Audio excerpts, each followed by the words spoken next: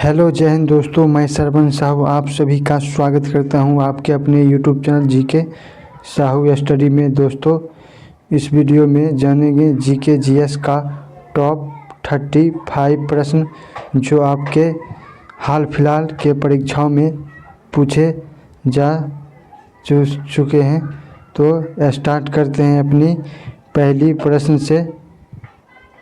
असहयोग आंदोलन के दौरान किस घटना के बाद इसे वापस लिया गया है? तो दोस्तों, असहयोग आंदोलन के दौरान जो चौरा चौरी कांड घटना के बाद इसे वापस लिया गया है। ऑप्शन नंबर बी जो आपका बिल्कुल सही जवाब हो जाएगा। चलिए अगली प्रश्न की ओर बढ़ते हैं। अंतर्राष्ट्रीय महिला दिवस कब मनाया जाता है? तो दोस्तों, अंतर्राष्ट्रीय जो महिला दिवस मनाया जाता है वो 8 मार्च को मनाया जाता है। ऑप्शन नंबर बी जो आपका राइट हो जाएगा। चलिए नेक्स्ट क्वेश्चन की ओर बढ़ते हैं। निम्न में से कौन सा संविधान का अनुच्छेद संघ एवं राज्यों के बीच विवाद से संबंधित है? तो दोस्तों, अनुच्छेद 130 जो संविधान का अनुच्छेद संघ राज्यों के बीच विवाद से संबंधित है। ऑप्शन नंबर ए जो आपका राइट हो जाएगा। चलिए अगली प्रश्न की ओर बढ़ते हैं। भारत में राष्ट्रीय आय का अनुमान सबसे पहले किसने लगाया था?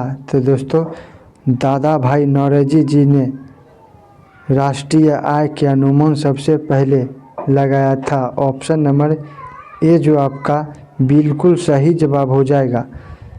चलिए आपका अगला प्रश्न है। किस पंचवर्षीय योजना को महालनोबिस मॉडल पर आधारित माना जाता है? तो दोस्तों, दूसरी पंचवर्षीय योजना जो है वो महालनोबिस मॉडल पर आधारित माना जाता है। आपका right answer option number B हो जाएगा। चलिए आपका अगला प्रश्न है।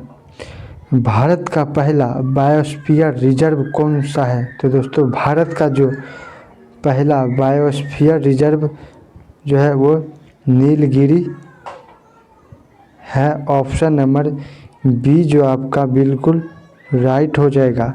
चलिए अगली प्रश्न की ओर बढ़ते हैं।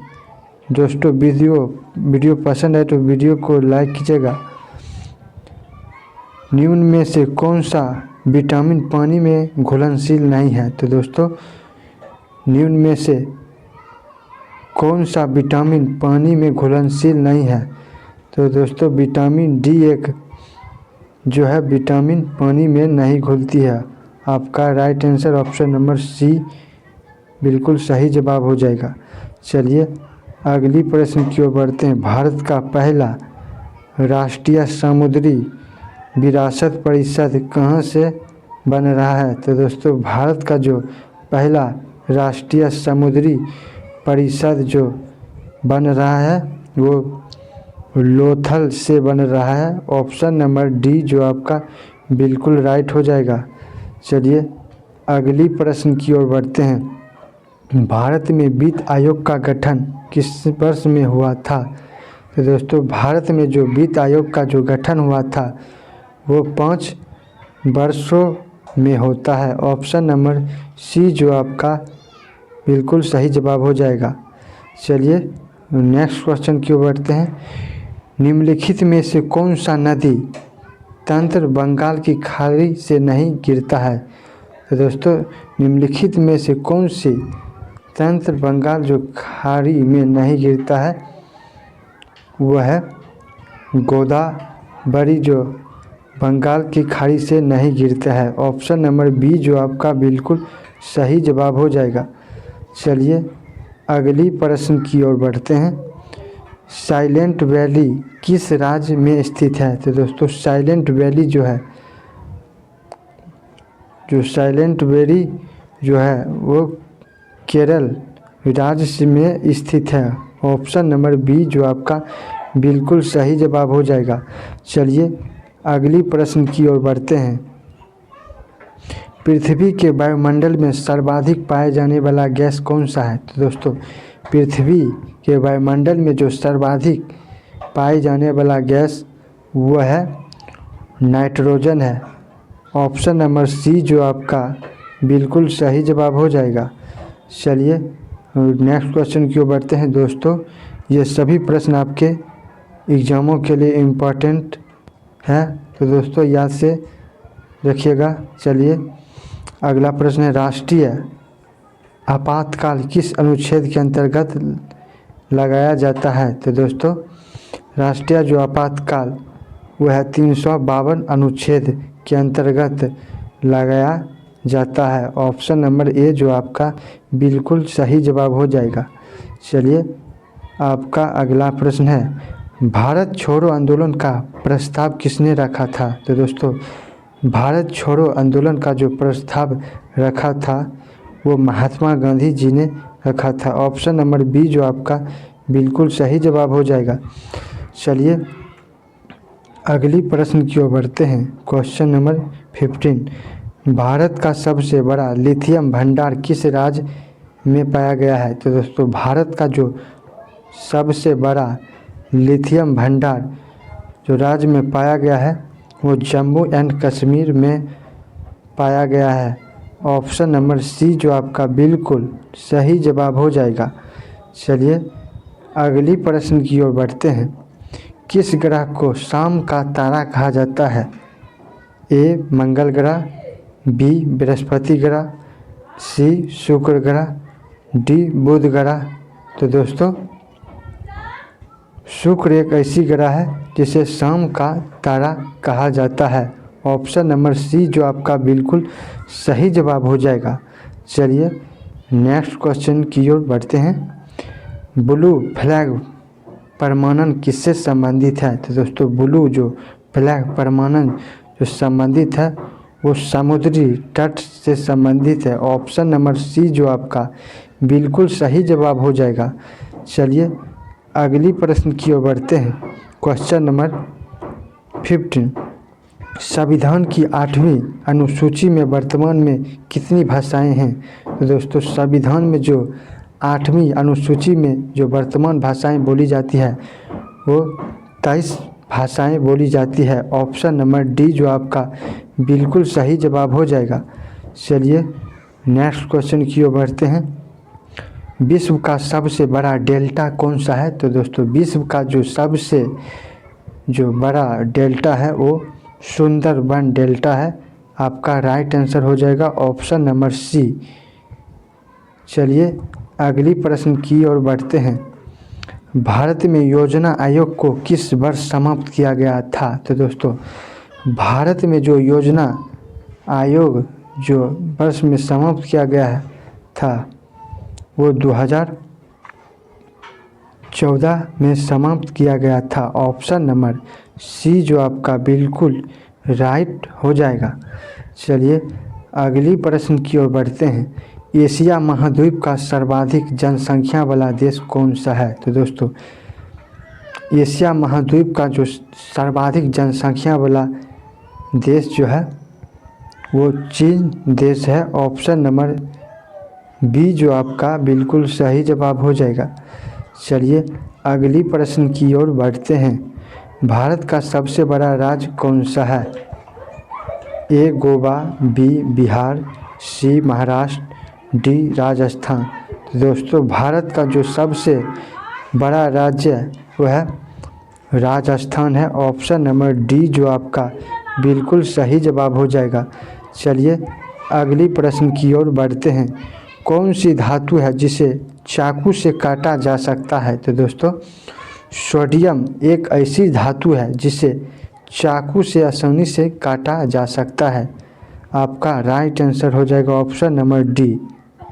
चलिए अगली प्रश्न की ओर बढ़ते हैं। किस देश में हरा सूर्य दिखाई देता है? तो दोस्तों जापान एक ऐसी देश है जहां पर हरा सूर्य दिखाई देता है। ऑप्शन नंबर डी जो आपका सही जवाब हो जाएगा। चलिए अगली प्रश्न की ओर बढ़ते हैं। किस जानवर के दूध में सबसे ज़्यादा प्रोटीन होता है? तो दोस्तों बकरी एक ऐसी जानवर है जिनके दूध में सबसे ज़्यादा प्रोटीन होती है। ऑप्शन नंबर डी जो आपका बिल्कुल सही हो जाएगा। चलिए अगली प्रश्न की ओर बढ़ते हैं। भारत में संविधान कब लागू हुआ था? तो दोस्तों भारत में जो संविधान जो लागू हुआ था वो 26 जनवरी 1950 ईस्वी में लागू हुआ था। ऑप्शन नंबर सी जो आपका बिल्कुल सही जवाब हो जाएगा। चलिए आपका अगला प्रश्न है, भारत का संविधान किसके द्वारा लिखा गया था? तो दोस्तों भारत का जो संविधान जो लिखा गया था वो संविधान सभा द्वारा लिखा गया था। ऑप्शन नंबर बी जो आपका बिल्कुल राइट हो जाएगा। चलिए आपका अगला प्रश्न है, भारतीय संविधान में कितने अनुच्छेद हैं? तो दोस्तों भारतीय जो संविधान में जो अनुच्छेद है वो 395वां अनुच्छेद है। ऑप्शन नंबर ए जो आपका बिल्कुल सही जवाब हो जाएगा।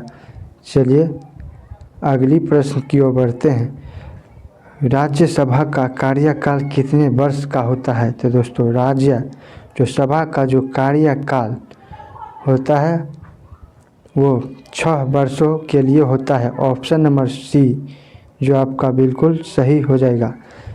चलिए अगली प्रश्न की ओर बढ़ते हैं, यानी कि क्वेश्चन नंबर 30। किस अनुच्छेद के तहत राष्ट्रपति भारतीय संसद से संबोधित कर सकते हैं? ए अनुच्छेद 80, अनुच्छेद 123, अनुच्छेद 61, अनुच्छेद 86। तो दोस्तों आपका राइट आंसर हो जाएगा अनुच्छेद 123। ऑप्शन नंबर बी जो आपका बिल्कुल सही जवाब हो जाएगा। चलिए अगली प्रश्न की ओर बढ़ते हैं, भारत में कितने राज्यों के मुख्यमंत्री होते हैं? तो दोस्तों भारत में जो है राज्यों के मुख्यमंत्री होते हैं वो 28 राज्यों के मुख्यमंत्री होते हैं। ऑप्शन नंबर सी जो आपका बिल्कुल सही जवाब हो जाएगा। चलिए अगली प्रश्न की ओर बढ़ते हैं, भारतीय संविधान में समानता के अधिकार का उल्लंघन करने वाला कानून क्या कहलाता है? तो दोस्तों भारतीय जो संविधान में जो समानता का अधिकार जो उल्लंघन करने वाला जो कानून कहलाता है वो संवैधानिक कानून कहलाता है। आपका राइट आंसर हो जाएगा ऑप्शन नंबर बी।